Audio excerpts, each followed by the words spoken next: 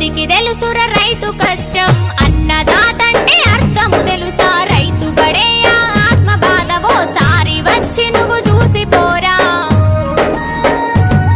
నీ వెనక ఉన్న ఆస్తి అంతా ముందు పెట్టుకొని